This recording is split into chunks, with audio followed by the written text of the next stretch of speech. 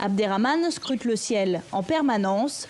Dans son jardin, il cultive du mil, du riz, des tomates et sur cette parcelle, des aubergines. Mes aubergines sont vraiment petites.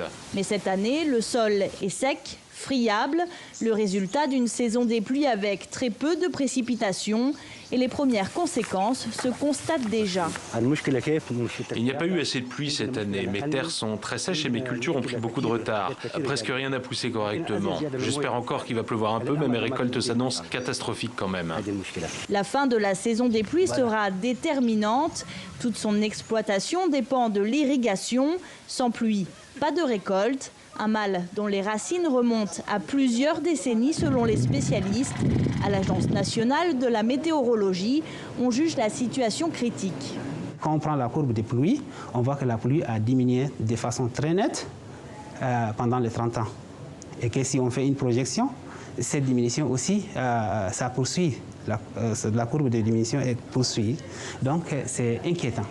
Pour faire face à la sécheresse, les agronomes tchadiens mettent au point des semences améliorées, issues de divers croisements de variétés.